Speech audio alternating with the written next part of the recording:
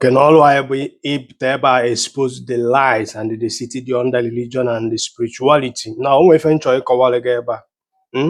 Ịpụta every Igbo village or every Igbo town today, ị ga-afụlele ndị na-agọ mmụọ. Do you understand me? Fụkwa ndị ahụ believe strongly na spirituality. Do you understand me? Mana anyị ncha na-agba ọsọ the same thing. Now, we find choy kawale gị.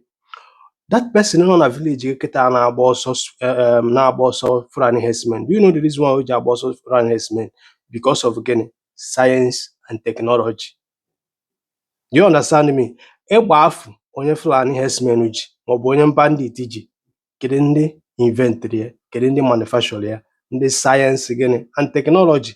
The reason why I put ebe a na m make ịghọta that there is no atom of power as spirituality is this. The example dị ebe afọ. Do you understand what I'm saying?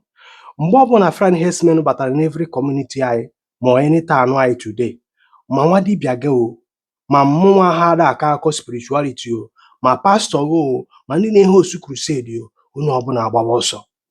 And ị nọbela na jụọ onwe gị, kedu ife bụ the reason why anyị ji agbara ndị Fulani herdsmen ọsọ? Iruo na za Enugu, ị ga na-anụ maọbụ Ebonyi ma so many part of our Igbo today, ị na-anụ na ndị Fulani herdsmen batara ebe ahụ chase everybody away. Kedu ife dị ya ha ji chase people away?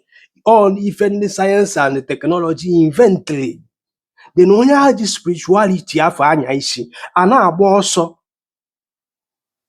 Then anyị pụta gwa sị gị there is no atom of power na spirituality. Ị pụta na-asị onye dị ka mụ that I never jam, that I never seen. But Fulani herdsmen bata village gị today na gbakarịa m n'ọsọ. Ọ bụ jazz ka spirituality ka onye Fulani herdsmen ji wee bata village gị? The answer is no. Ife Fulani herdsmen ji wee bata ya village bụ the next god bụ egbe. Ọ dịkwara n'ihu onye dibịa gaghị izo yaba abeg. Ọkwụ n'ihu onye pastor ma reverend father ọ na-ebe. Do you understand me? Pastor nọ na-akọrọ gị akọ spirituality mana o ji escort aga. Etu a mmiri enwilo nọ na mmiri enwilo ama drive m from Onitsha. Gbaa n'ụzọ sọsọ ya from Onitsha ta Abuja. N'ife akịta na anyị nwere high insecurity. Another example nchọrọ inye gị, akwa ọkụkọ ekeghị ite onye eze Jizọs. Ndị anyị na-ebu ndị na-aka akọ spirituality. Cheta na Ngige the former governor of Anambra State na o nwere arụsị atụrụ ya. Ngige ka na-epu dị free today.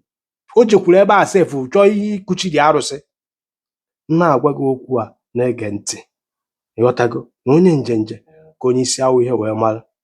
And ọ bụ onye ụzọ wee sibe ite na aka enwe mkpọmkpọ eju.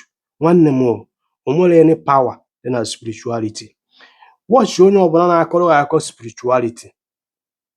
Mụsọ ọbụla reality bịa akụrụ onye afọ na-akọrọ akọ spirituality aka kpakpakpakpa.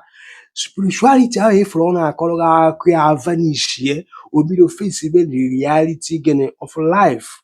Ya na-apụta ebe a gwa gị bụ eziokwu. We are here to expose the lies and the superstition and the city the under religion and the spirituality. Spirituality has no power. The Hotifan Nagwa Yamesian.